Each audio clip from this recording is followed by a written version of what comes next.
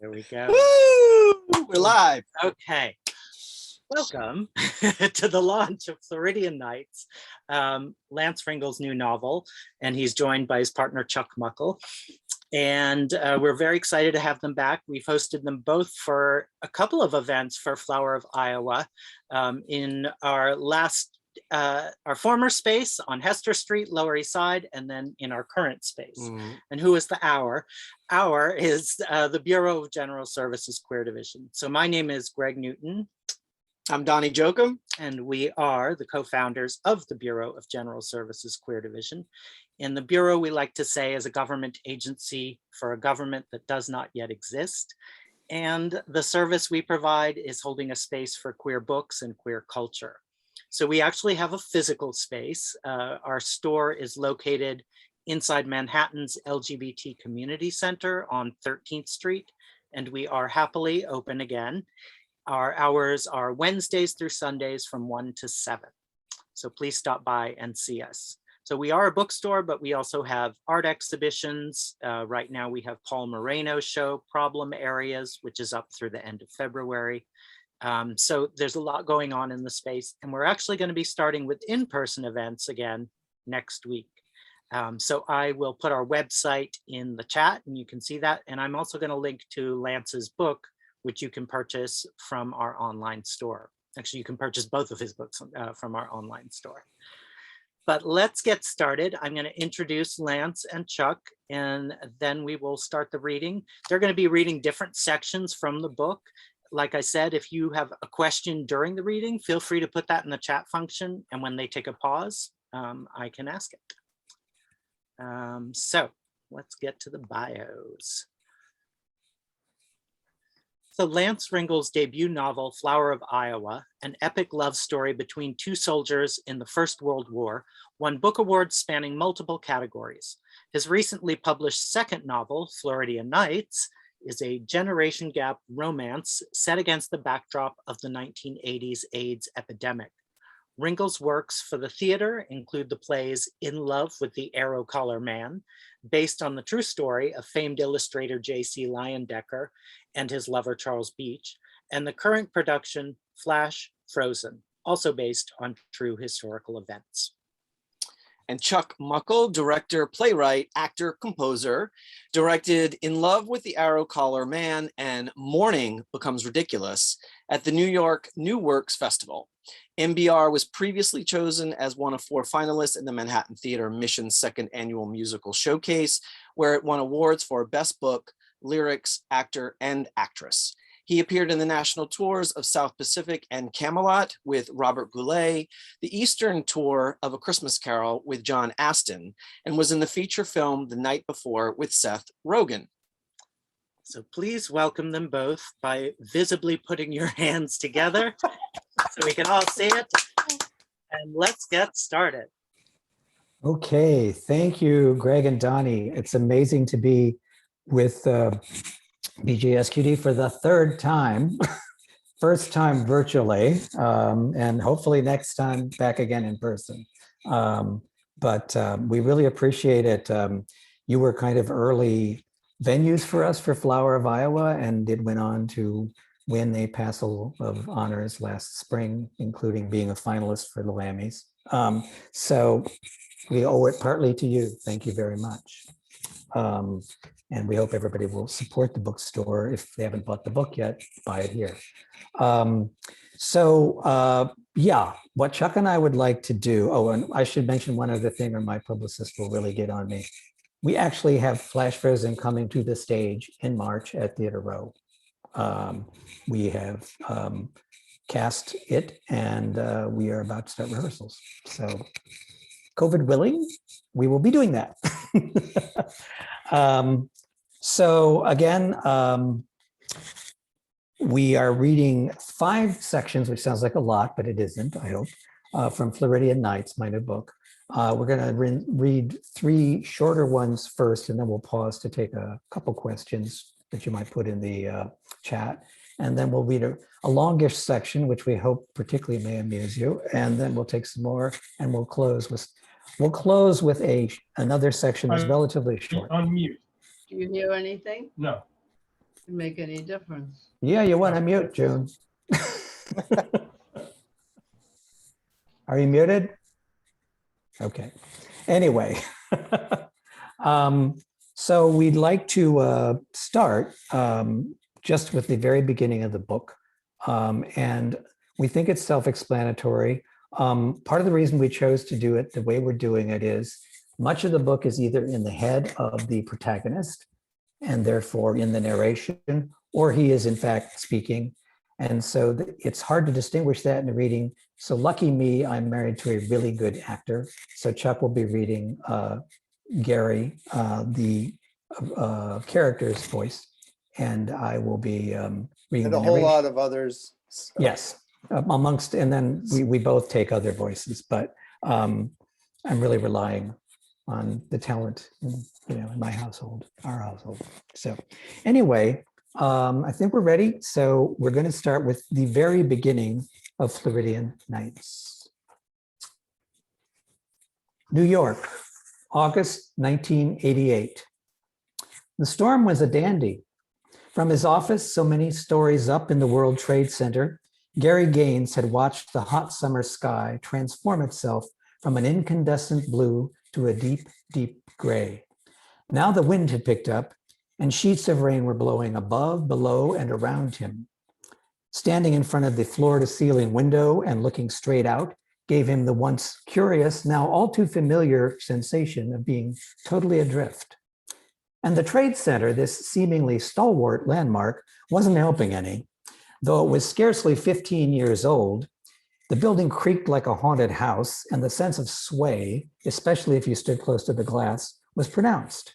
Looking to his left, Gary could see the vertical line of his window move ever so slightly against the silhouette of the more northern of the twin towers, which, no doubt, was itself swaying, and then move ever so slightly back again. He was beginning to get seasick, which reminded him of the way Becker used to say, "There are two kinds of people in the world, lover boy, those who get seasick like you and those who don't." He never finished the statement with "like me," just let the obvious speak for itself. It was one of the many little ways that he would remind Gary who was the hardier of the two, who had the greater physical strength. But now it was Gary who was alive, if woozy, 1,000 feet above the earth, and Becker who was not, who lay beneath the earth somewhere in Georgia. The electronic warble of his office phone brought Gary back to land and to the present. "It's Julia Stern," came Anita's voice in its half-asking tone. Okay. Was all he said, and then Julia was on the line. "All right, caught you. Looking out at the window at the storm, weren't you?" He had to laugh at that. Julia, his best friend, worked in the Empire State Building, and her office faced south. It was a running joke between them that they could see what was going on in each other's offices some 50 blocks apart. And with surprising frequency, she, at least, guessed right. Yeah. And what were you thinking? How glad I am the heat wave is over For now, for now, and how foul it's going to be out tonight. you wouldn't let a little hurricane cancel a meeting of the Merry Widows Club, would you? The Merry Widows Club was a joke that wasn't a joke between them. Julia tended to use the phrase more often than Gary. Her husband, Ira, had been killed in a sidewalk mugging on a beautiful night this past spring. Ira had looked like a stereotypical accountant. He was, in fact, involved in banking, as Becker had been. And maybe that's why the kids had taken him for an easy mark. They hadn't expected him to fight back, and he hadn't expected them to have knives. So Ira had died on a side street in NoHo, just a few blocks from where Becker had died alone without Julia, just as Becker had died without Gary. "Hello, Earth to Gaines," Julia snapped him back to attention, and he chided himself for his self-absorption. Her wound was far fresher than his. After 3 years, his widowhood, never as honored as hers to begin with, was old hat. Oh yeah, sorry. No, of course not. Where were we going? Beats me. If the rain stops, everyone will be out on the streets enjoying the blessed relief. Time was when, on a night like this, the four of them would have automatically met in the village. Now he hesitated to suggest it. Becker's life had ended at 6th Avenue and 3rd Street, iris between the Bowery and Lafayette. How about the East Village, she prompted. After the Tompkins Square mess? That was 2 weeks ago. I'm not afraid, are you? No, if that's what you really want. Or if you've got a better idea, I'm game. He didn't. You think maybe we're too old for the East Village? Maybe you are. Another joke. He was 4 years her junior. All right. She proceeded to give him the name of some restaurant right off Tompkins Square, which she assured him was deliciously tacky. So Gary and Julia go out for a night on the town that proves to be fateful. But at the end of that night, Gary comes home, checks his answering machine because it's 1988. And then he falls asleep and has a dream about the first time he and Becker met. It was the start of his senior year at the small college he attended in Connecticut. He was sitting in the gymnasium, ready to write another tedious story for the campus newspaper. He wasn't a star writer, even for the sports section. Consequently, he had to cover junior varsity basketball games. The varsity team was nothing much, the JVs likewise, in a college noted more for academics than for athletics. The team consisted mostly of Black guys of varying shades, so this one big, tall, broad-shouldered blonde really stood out. And, well, it was more than that for Gary because the guy was plain and simply a knockout. Gary was 21, and after a lot of soul-searching and not much experimenting, had pretty well decided which way he leaned in the sexual orientation department. It was one covert reason he continued to do sports stories, even though he might have preferred to write about other things for the school paper. Anyway, the blonde was quite good in contrast to anything Gary himself could have done on a basketball court. But Gary had developed a practiced eye in a year of covering the sport. The guy was a decent player, but just that, like most of his cohorts. The team had lost its first sparsely attended game, and Gary was sitting checking his notes when, to his astonishment, he heard a voice with a thick Southern accent say, "Well, I swan, the press." He looked up from his notes and into the heaving chest, then on up past the shiny neck and shoulders and into the equally shining face of the gorgeous blonde. The guy had a grin several miles wide, and having just finished the game, a sharp, sweaty odor that did nothing to deter Gary's interest. Yes, sir. We writes them as we sees them. Then just be sure you spell my name right. B-A-R-N-E-S, Becker. B-A-R-N-E-S spells Barnes, not Becker. Which is it? It's both, Sherlock. Becker Barnes. See? Okay, Becker Barnes. I got it. Unfortunately, I'm not sure you'll make it into this story. Why not? Because, well, I don't know. I'm waiting. Well, because you really didn't do anything newsworthy. I mean, you know, you only scored 4 points. The guy was standing there, towering over him and now glowering too. But Gary couldn't help it. He was telling the truth. When asked for an opinion, he generally gave it straight. But he was also a lifelong conciliator. I mean, I liked your zest for the game, but I can't exactly write about that for the school paper, now can I? Becker's face brightened considerably. Zest, I like that. Thanks. I told you I calls them as I sees them. I thought you writes them as you sees them. That too. Becker turned to go, turned back and added, "What's your name, Ace?" I thought I was Sherlock. "Well, you've just been promoted. So what do they call you?" Gary. Gary Gaines. "Don't you Yankees shake hands when you're introduced?" he asked, proffering his. Of course. Gary said, thrilling to the contact and trying desperately to hide that. "No manners," Becker scolded pleasantly. He turned around and took a few steps toward the locker room, then swiveled his head back and said, "Gary Gaines, where are you from?" Ohio. Buckeye. Well, Buckeye, what are you going to do right now?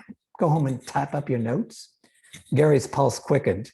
Could this possibly be going where it seemed to be going? I guess maybe. Why? Well, some of us have been working up a bit of an appetite. Actually, I'm ravenous. Gary cut in, then worried that he had done so too quickly and that ravenous was too fancy a word to use with a jock like Becker. But the latter just beamed. Then you wait for me, Buckeye, he said, cocking his head in a funny little way. If it takes forever. Gary sang to himself in his head, but what he said was, Sure I will, Georgia Peach. it was a risky nickname to throw back at Becker, a fruit, no less. But then so technically was a Buckeye. Becker's grin merely widened, about to split his face. How'd you know it was Georgia? Lucky guess. You sure you weren't comparing me to Ty Cobb? Dream on.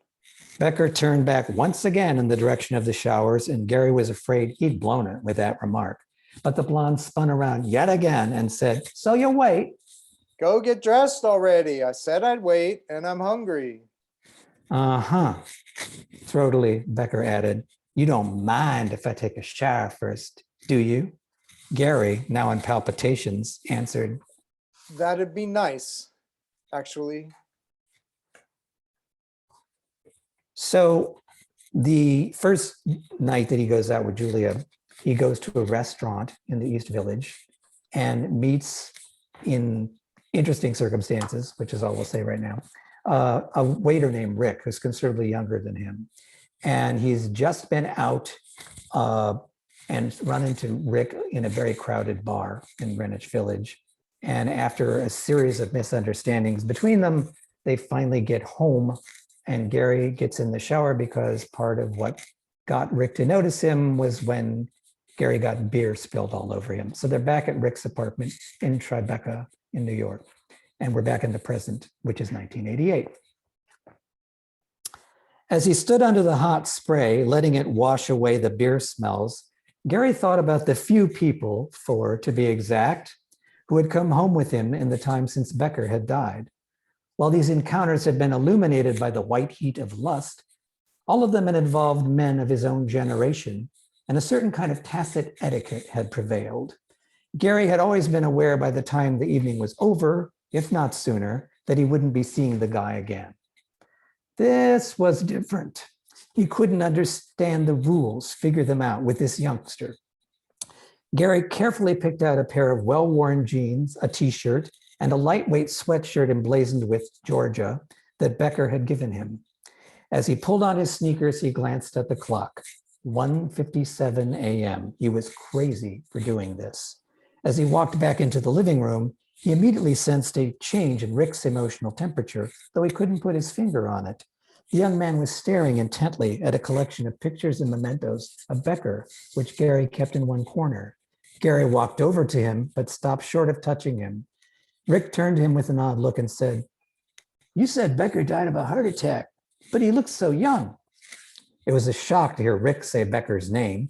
Gary hadn't told it to him, but of course it was on BB's sports trophies. He was. But do you mind if we don't talk about Becker and how he died just right now? Sorry, it's just, he peered again at the photos, especially. I kind of think maybe I'm out of my league here. Maybe I'd better go. Why? What do you mean, out of your league? It's just, it looks like you've already had everything I've ever wanted. Now Gary could tell what had changed.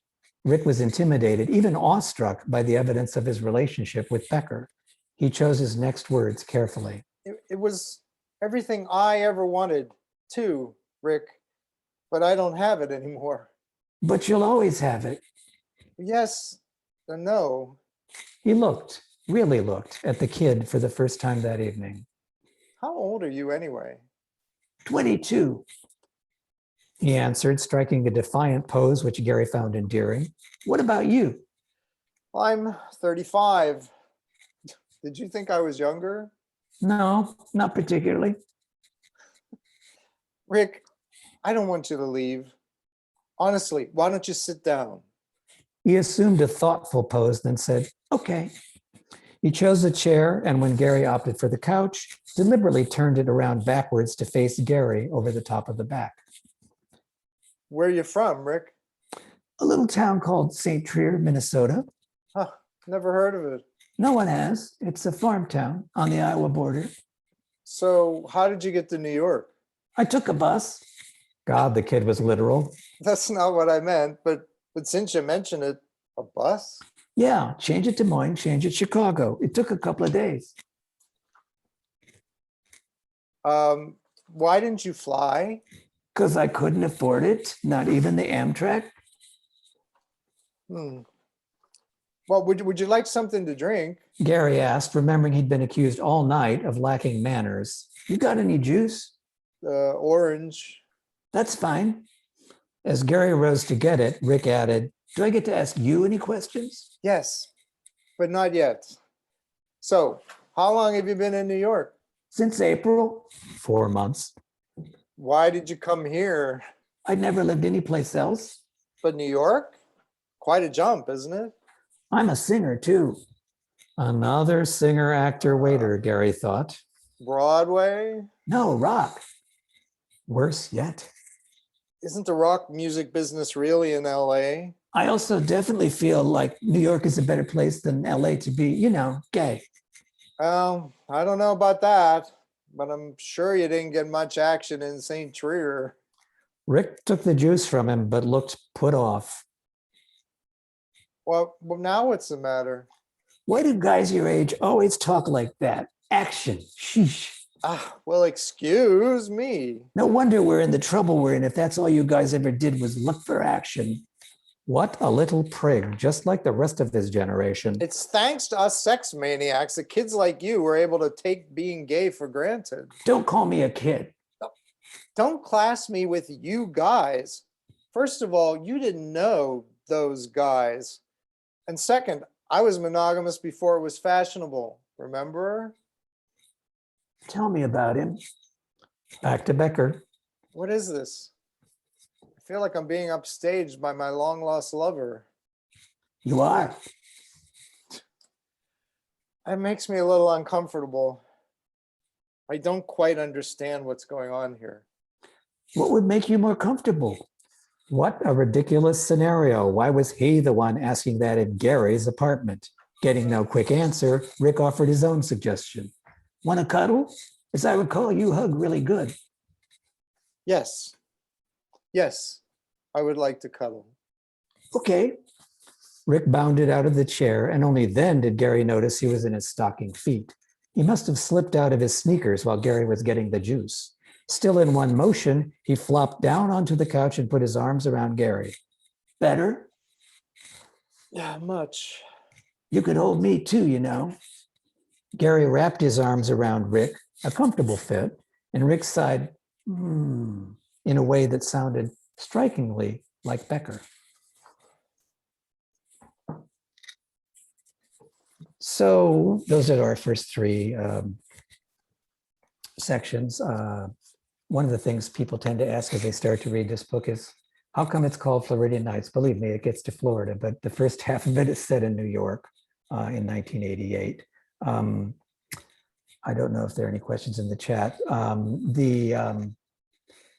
One of the things that happened, I wrote this well before 9/11. And when 9/11 happened, I thought, oh, I can never put this book out because it starts with the World Trade Center. And now, 20 years later, I think we can go back to the fact that it was a part of life in New York where people lived and worked and had a whole existence before the tragedy we associate it with. The odd thing is, of course, in writing that first part, which starts the book on a tragic note because we know that Gary's lost Becker and Julia's lost Ira, is that having the Trade Center in there adds to that now in a way that I never intended at the time I wrote it. Greg, Donnie, do you have anything you want to ask at the moment? I didn't know that you started this over 20 years ago. So what made this such a long journey? What made it such a long journey was that I wrote I wrote Flower of Iowa afterward. And that was a long journey, as people who've read the book know. It's rather thick, and it required research, right? I never lived in 1918. I lived in 1988, and I lived in New York. So it was interesting. I know, how when I when Flower of Iowa came out and got the awards, it's like, okay, what else might you put out quickly? And I read it, hadn't read it for a while. And I felt like it held up, but I also was struck how now 1988 feels like a historical novel too, even though I wrote it when it wasn't for me and it's such an historical novel. And so little things like checking your answering machine to get messages and getting home to do that just were there already because I didn't have to research that. Yeah. And then the other thing, of course, about right now is I was writing about something that was in the midst of an epidemic. And of course, we're back in the middle of another pandemic. And I think particularly people in the LGBT community relate the two, but not the general public may not so much. That is for many of us the second pandemic of our lives. Yeah. So it was interesting to look back at that and feel, okay, yeah, this is kind of still relevant. So yeah, when I went back over it, there wasn't much I had to change ultimately.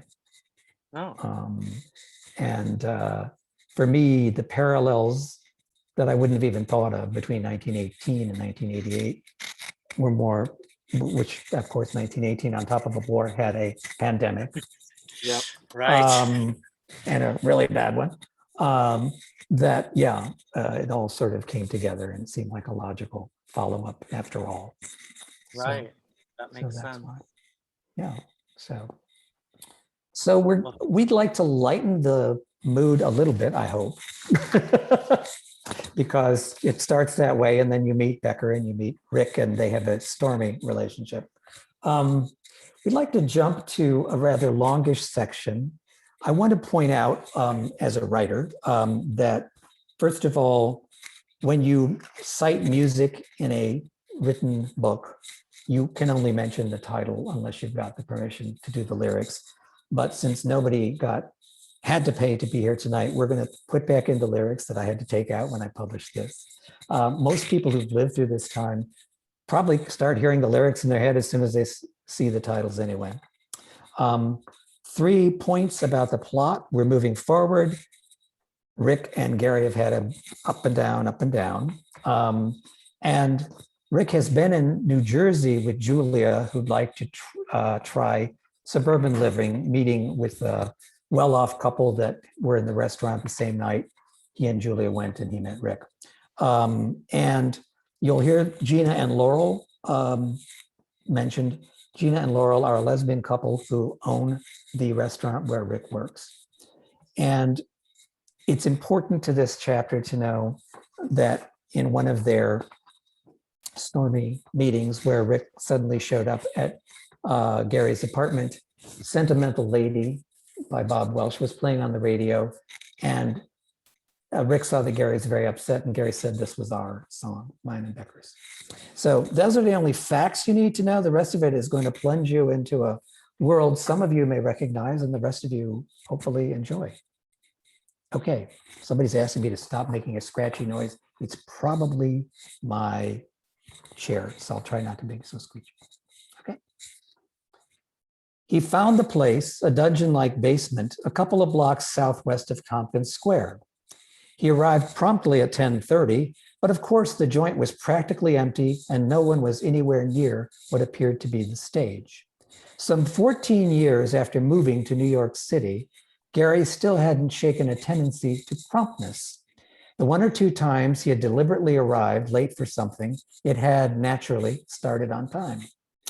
At any rate, he chose a tiny little round table, as all of them were, each with its own fat red glass candle, toward the back of the cave and ordered an orange juice from a girl who would have been pretty if she hadn't been decked out like Morticia Adams. She handed him a typed flyer listing the acts for New Talent Night. Rick, whose first name was missing the K, was listed 4th out of the 6 acts, 2 comedians, 3 singers, and a magician. Gary noted gratefully that the magician came after Rick. He just hoped he'd be able to sneak out between acts. Halfway through his first orange juice, a bored-looking pair of musicians slouched onto the stage. a guitarist with long dark hair sporting a heavy metal look, and a keyboard player who wore her hair in startling blonde white spikes. These were evidently the house musicians, there to accompany any hapless singer who might be part of New Talent Night. Suddenly, the house lights darkened, and a bright spotlight came up to reveal a tall woman whose blonde hair fell halfway down her back. She was dressed completely in red spandex, and before she'd even opened her mouth, there was an aggressive, please love me smile pasted on her face that filled Gary with foreboding. Hello, She purred in a pseudo-sexy voice. my name is Leah Legrand. She then launched into a disastrous, screechy version of a song that Gary and Becker had once danced to, that everyone had danced to several summers ago. The song had a refrain that called for the singer to draw out the ah sound in Gloria. Every time Leah Legrand hit that note, Gary cringed. He had this fleeting, sinking feeling that New Talent Night might be just a code word for awful acts night, and people came to boo, hiss, or worse. But no, the crowd was remarkably polite as Leah Legrand continued her vocal assault. When she finished, there was a reasonable amount of applause, which she accepted with pleasure.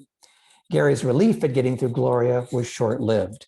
Leah next proceeded to butcher, I just called to say I love you. Worse still, she started making her way through the audience, cruising through the tables as the lyrics raced through the seasons of the year. Gary was in tears, trying desperately to suppress his giggles. Then, to his horror, Leah Legrand attacked his table as she sang, And no Halloween, no giving thanks for all the Christmas joy you bring. Gary steeled himself, stock still now, determined not to break into guffaws. Leah was looking right at him with the tears streaming down his face, and he realized as she caught his eye that she was moved that she had so moved him with her talent.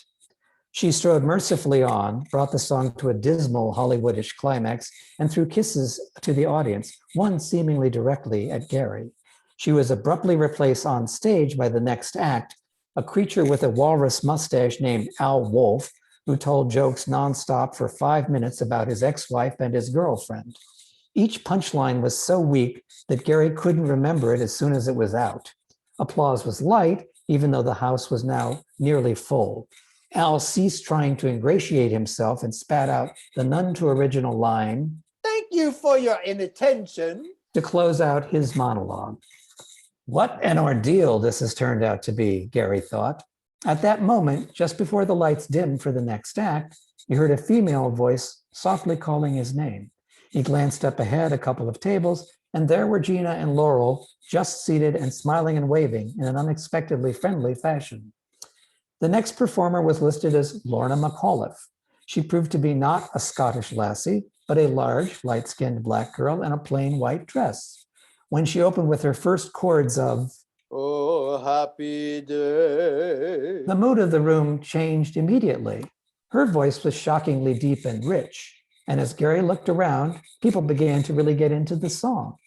Indeed, the crowd, all white as near as Gary could tell, didn't Lorna have any family to come root for her, was tapping its toes and in a few cases actually swaying with her. When she hit the song's bridge of He taught me how. people started clapping in rhythm. The wonder of it all hit Gary then. He thought of Julia, still back in New Jersey, and her I hate New York kick. Who would want to trade all of this? Lorna virtually ignored the enthusiastic applause as she segued into her second number, taking time only to note that the original singer Sister Natalie Cole. was in the midst of a comeback. Gary knew this song Someone that I used to love. and eagerly anticipated Lorna's rendition of it. She got a rousing ovation at the end, and this time seemed genuinely moved by it. Glad as he was for Lorna, Gary was now all the more nervous for Rick. She had lifted the room and was a hard act to follow, even if Rick was good, which Gary doubted. This intermission between acts seemed longer than the others. Gary caught himself drumming his fingers, trying to cover his worry. Then, with the spotlight not yet up, the guitar player struck an ear-splitting, but on-key chord and began a steady, repetitive lick. Suddenly there in the light was Rick, belting out the words to a tune Gary knew but couldn't place. Billy Ocean, wasn't it? He finally remembered it when Rick got to the refrain. Want to be a lover, lover, lover boy. Relief swept over Gary. The kid was good. His vocal range seemed to lie somewhere between tenor and baritone, and his singing had an amazing clarity. By the time he reached the second refrain, Rick had picked up on the energy Lorna had created and turned it to his advantage. He had the audience tapping to rock much as they tapped to gospel. Gary glanced over again at Laurel and Gina, but they were absorbed in their friend's performance as the song reached its climax. The crowd's cheers were real, and Gary felt a peculiar flush of pride that reminded him of Becker's softball game. That boy up there, he wanted to tell somebody, loves me. He told me so. The guitarist produced another loud lick to start Rick's second number, but the beat slowed down to something more deliberate, and Rick sang in a key that fit his voice even better, smoothly covering a song Gary and Becker had slow danced to 10 years ago when Rick was, what, 12? And anyway, the kid carried it with conviction. But you're my angel baby. Yes, you're my angel baby. Yeah, you're my angel baby for the rest of the night. Gary and the rest of the crowd sailed through the song with him, Gary holding his breath and rising out of his seat with several others as Rick hit the sustained high note at the end of the song. The rest of the night. The applause was warm and lingering. Rick grinned back from the stage, then the spotlight went off and his set was over. Excited, Gary wriggled over to Laurel and Gina's table. He was great. He whispered to them and they nodded enthusiastically. Did you ever hear him sing before? He asked, and they shook their heads no. Then someone shushed them as the magician was beginning his act. Gary tried hard to be polite, but he couldn't concentrate on the magician who was blowing bubbles or something. He waited to discuss this unexpected turn of events.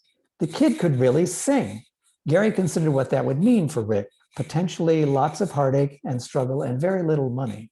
But Gary's elation at his discovery overrode such cautionary thoughts. When the magician finally finished, to a mere smattering of applause, he was replaced by the last act and second comedian listed as Juan Gomez. As a sullen-faced, waspy yuppie in horn-rimmed glasses and business suit stalked onto the stage, titters ran through the room. That's right. I'm Juan Gomez. Actually, I'm John Green, but there were no jobs left for white guys, so I went the affirmative action route. It went downhill from there. At 5 minutes and more of hostility aimed at women in every conceivable minority group and the audience. By the end, the feeling that Lorna and Rick had generated in the crowd had been totally dissipated. Fortunately, Juan Gomez was quickly supplanted by the owner of the club, a large, exuberant woman inexplicably dressed in cowgirl drag, complete with pink satin top and white hat. Ladies and gentlemen, She bawled, grabbing the mic as she bounced onto the stage. thank you all for coming to New Talent Night. Now, for those of you who aren't familiar with New Talent Night, it's become a tradition to ask the most outstanding act of the evening to come back for an encore. So, without further ado, I present to you It had to be Lorna or Rick. Ms. Lorna McAuliffe. Tough break for Rick, but the girl was good. The crowd clapped and hooted appreciatively, and a smiling Lorna reappeared. Then the smile vanished, and she began a melodramatic version of an already dramatic song from the Broadway show Dreamgirls. Gary was concerned about Rick, who was nowhere in sight, and he could tell Laurel and Gina felt the same way. It would have been natural for the kid to slip back to their table during Lorna's encore. Gary hoped he wasn't taking this too hard. He had nothing to be ashamed of. When at last Lorna reached the end, the ebullient owner reappeared amid the applause. Thank you, thank you. She said, as if she had been the one singing, Thank you, Lorna McAuliffe. Ladies and gentlemen, Lorna McAuliffe. the clapping died down, and she added, Now, you know, since we started New Talent Night, we've always made it a policy to ask the one most outstanding act to come back here for an encore. But tonight, we felt like we just had to cheat a bit.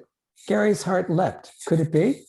We had to cheat because it's been a special evening and we decided for the first time ever to do 2 encores. So without further ado, ladies and gentlemen, Neil Legrand. Gary cried sotto voce, but Gina and Laurel didn't get the joke because they missed the first 2 acts. Someone next to him did hear it and snickered, and then he considered too late that some friend of Leah's might be in earshot too. But the owner completed her flourish with, I give you Mr. Rick Fennell. his return was greeted with a fervor almost equal to Lorna's. The keyboard player delicately picked out a familiar intro with a sound that recalled a harpsichord. Then, having located his friends, Rick sang right at their table. You are here and warm, but I could look away and you'd be gone. Gary was stunned by the choice of song. It couldn't have been a coincidence. That's why I've traveled far, 'cause I come so together where you are. Rick was a smooth enough entertainer to play the whole room, but Gary was certain that the song was aimed entirely at him. With Gina and Laurel sitting right next to him, they had perfect cover. Gay people had been singing to each other like this for years, fooling a whole room full of straight people. All of the things that they say are very sentimental, gentle wind blowing through my life again. Sentimental lady, gentle one. It didn't rise to a frenetic pitch or a striking climax like his first 2 numbers, but Rick had gauged the mood of the room perfectly, or maybe just by accident. By the time he wrapped it up, he had the crowd with him again, and Gary was convinced that he was as in love with this talented, romantic kid as the kid was with him. So that's our little trip back to the East Village on Talent Night in 1988. We have one more section, but we're happy to take a question or 2 before that, if you like. Well, I see that we do have one. Okay. Saying, Which "Can I one of find us? the Minnesota Which one of town us should be doing this? Okay. What? Can you find that? What?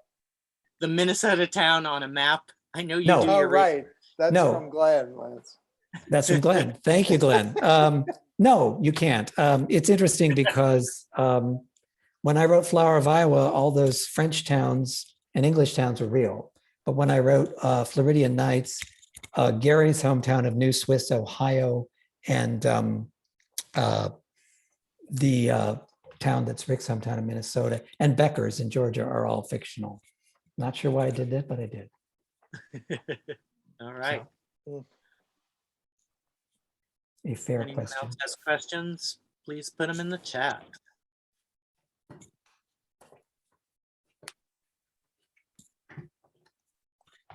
If we don't, we can take you to Florida. And in terms of the tip about the mic, I'll try to hold it, I think, so it stops the scratchiness.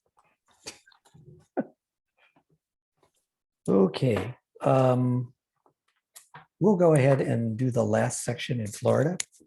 And then we can take questions, I guess, if you all want to, when we're done with this section, you can unmute and we'll talk directly. That's fine. Okay. So it's called Floridian Nights. We do end up in Florida. The second half of the book takes place in Florida. And Gary gets there first, Rick gets there and it's kind of surprising how he ends up meeting up with Gary. They've had a rather wild day and night in Miami.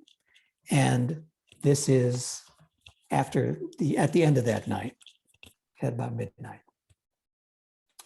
A wide wooden boardwalk stretched along Miami Beach between the sand and the big hotels for tens of blocks.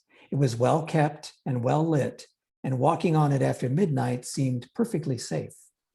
The breeze along the ocean, stirring the palms, brought home to Gary what a warm night it had been further inland.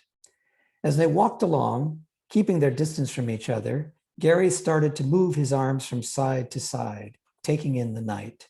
Finally, Rick spoke in a bewildered tone. "Can you tell me what happened tonight, Gare?" Gary stopped walking and stood there still swaying and not from drunkenness. We had a hell of a time in Miami. Do you just like to humiliate me or what?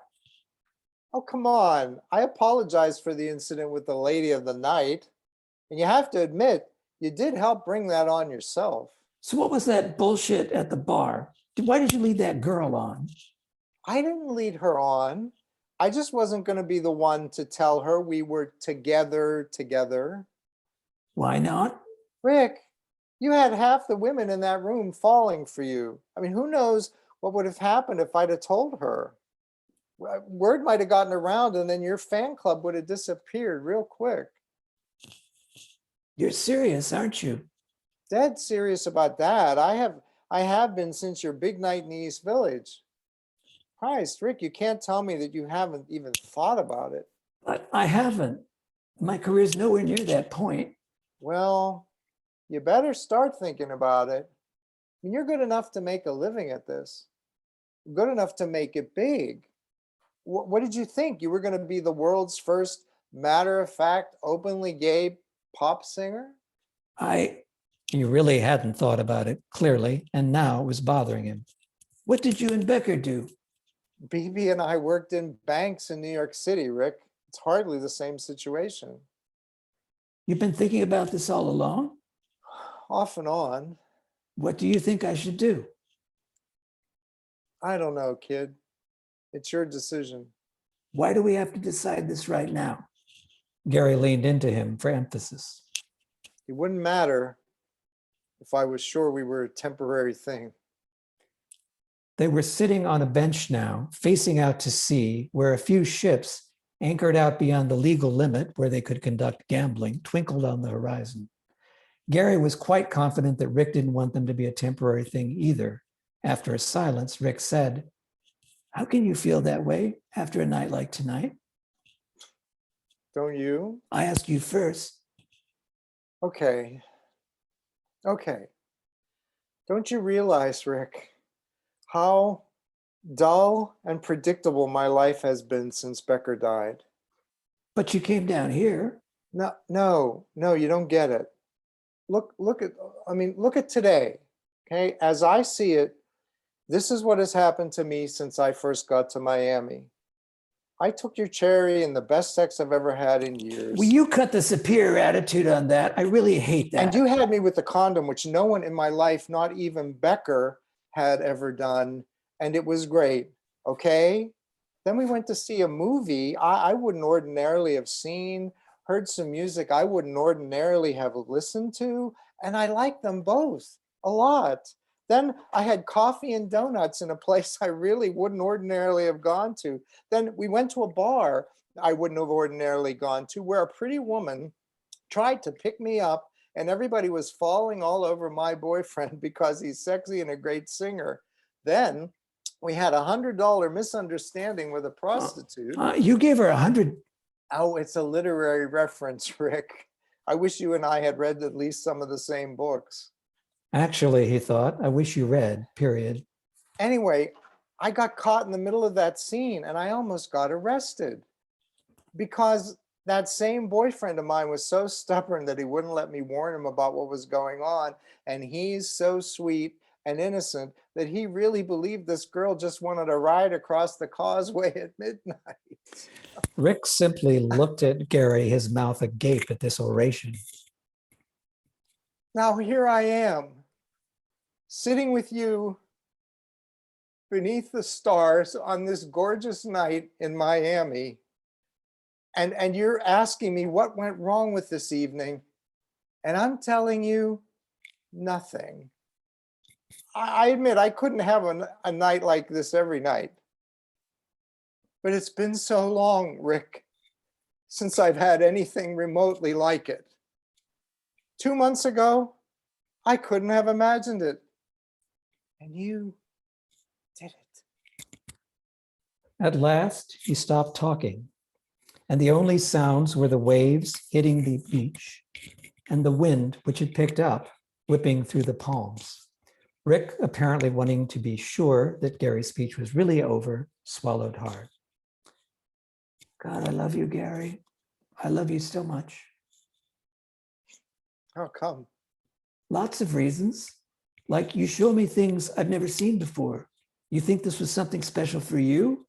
Remember, I've never been anywhere but the Midwest and New York before this. I can't promise you a life together would be always quite like this. I know, but I'd sure like to try it. I just get so scared you don't want something permanent. I'm the kind of boy who settles down, remember? But what's in it for you? I'm middle-aged. You haven't even looked that hard. Why should I? I found what I wanted, and you and Becker didn't look that hard. Okay, Forever back to Becker. so what are you going to do about your singing career? You want me to drop it? Absolutely not. I forbid it. That's not your decision. Don't even think about it. That sounds good to me. No, I don't mean don't think about how you're going to handle it. I mean, don't you even think about dropping your career just because of me. That's for me to decide. And I say I don't have to decide right now. I might never have to. Gary regarded him at length, then said, You're a remarkable young man, Rick the waiter. and you're a remarkable middle-aged man, Gary the customer. Fuck you. That's negotiable. God, I don't know if I can keep up with you. You can try, or I'll slow down, All right, you whippersnapper. Gary said, rising at last. Let's go back to our room. I'm having a great time, Gare, Rick said simply as they strolled along. Yeah, me too.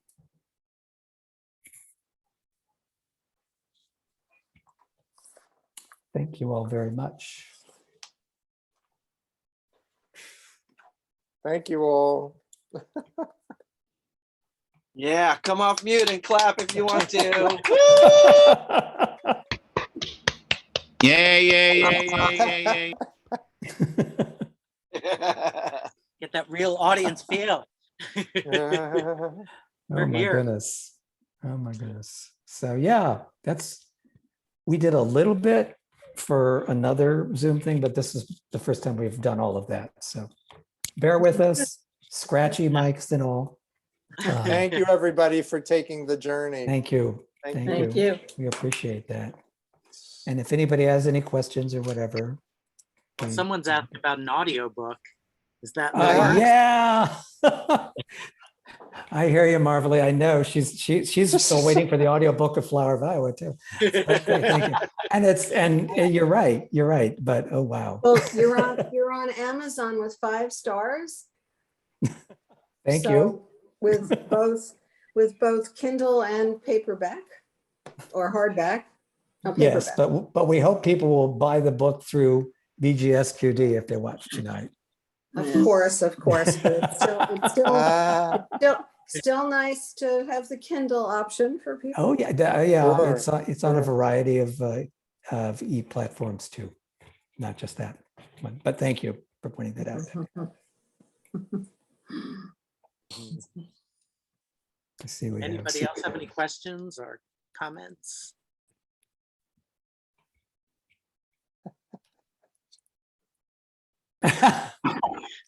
It's so great to see you, Lance and Chuck.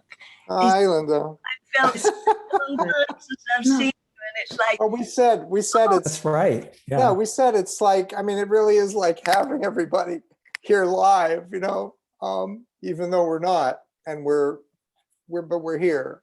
And that's really live important. as we can be. Yeah, Yeah. exactly. Thank you, Linda. Exactly. Thank you. Thank you. Okay, if you want to say thank you and goodbye, that's Hey, good to see you, cousins. Good to see you.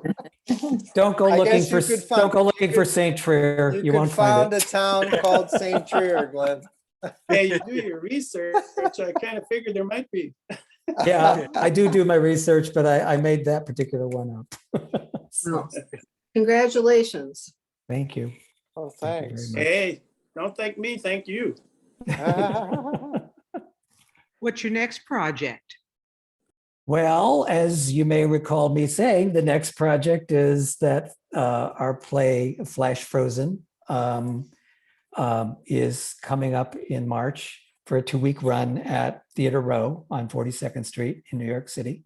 It is about two real life people, figure skaters, champion figure skaters in 1961, and what happened that involved both of them. And maybe that's the most I'll say right now. But I'm always careful about revealing too much plot. I don't know. Keep them wanting. So Right. I guess Steve liked my Rick voice. I had to think about how to make him sound different. Becker was easy. Of course, it would be nice if he could have done all the voices because he's really the actor. But anyway, he had to do it that way. So Sweet. Eamon, are you falling asleep yet? this is our friend over in Ireland who. He insisted he was staying up. Yeah. Yes, I really enjoyed it. Congratulations. Thank you, Thank bud. you. Thank you so much. Thanks, guys. Thank The- you. The onstage Hey, characters were Cece. very amusing. Thank you. Well, anybody who went to the East Village to a night like that in New York back then, it was kind of like that. So, yeah. So, and it was challenging in a way because it is amusing. So you don't know whether you're conveying that in your writing or not when you do it. But It was very funny. Thank And you. I've been there only once and it wasn't 19. What time is it supposed to be from? Well, Renee and Charles remember those for sure. yes. I'm sorry, does somebody else have a question or? Okay. Anyway. Thank you all for your comments. Really much appreciated. Yes, we do appreciate it very much. Both your presence and your comments. For taking us back to a very fraught time. Yes.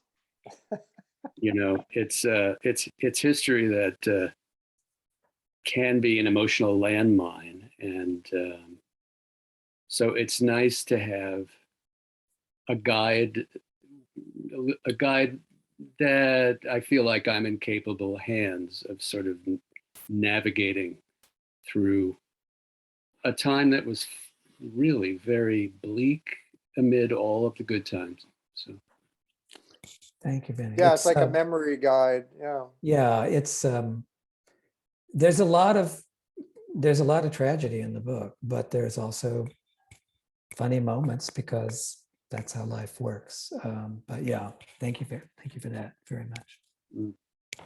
Yeah, I guess I just wanted to add that too. I was really impressed with the humor. I was catching the humor all along, even though it was a more, like it worked into a more serious scene. That really keeps it alive. And I mean, I found the cabaret thing very real. Like, we've many all been there. memories. That's the thing. You remember? Like, Yeah. oh, what do I? And Lance, with Yes. all this music, you didn't work in Rick Astley? Come. I did not, but remember who the young main character's first name is. Yeah, And he's a good I was singer. waiting for the song to come out. Yeah. Can you give it a go, Chuck? Oh, I'm sure Chuck could. Never yes. gonna give you up. Never Yes. gonna get you down. Yeah, right. Which is exactly the right year for it, by the way. I know. Oh, maybe it was too obvious. Okay, That's hilarious. never What mind. can I say? What can I say? See, Yeah, there's right. research.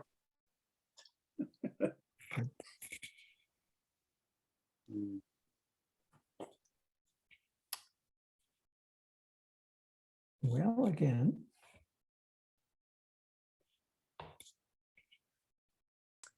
I'm fine. Take Yes, good care, everyone.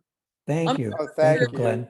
You Sure. too. It's Hannah, and I just wanted to say I liked listening to it, and it brought me into the 80s, which I didn't live during, so it kind of brought me somewhere. Oh, that's cool. Yeah, it gave you a Thank little you, Karen. walk down that time. Well, not memory lane, as the case. No, not may be. memory lane, but that walk, a But- walk through that time. But as you know, as Vinny was talking about, it was a very fraught time, like ours is now. But there were, the music was cool, I thought. So I like the rendition of all the singing too. He brought out his talents. yeah, Oh, thanks. yeah, he's a really good singer. So we're just scratching the surface of his talents of that. But thank you. We said one of the interesting things is it deals as now with law, like loss and just people disappearing and you not being able to say goodbye or whatever. And we're dealing with that now for the past 2 years where people had to, you know, live through that. So it's an interesting reflection on the time we're in as well. I was thinking. Yeah. Indeed.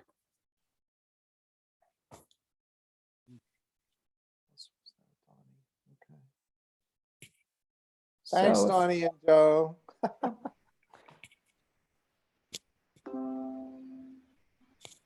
So if there's no other questions, we're good. We want to Alright. thank Greg and Donnie again. Yes, Absolutely. much appreciated. Pleasure. That's This is really a little appreciated. opportunity. Yeah. And yeah. Next time's in person.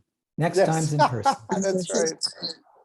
Lance and And Chuck, thank you for putting yourselves out in this way and really touching us, you know, across the digital divide. The ether. Yeah. It's been a better night for it. Thank you. Oh, good. Good. Thank you. Thank you. Yes, and if we get back there in person soon enough, then you get to see Chuck being Leah LeGrand live. Maybe with the Excellent. costume piece. Right. I want to see Red Index. Coming, G. All right. Coming. Okay.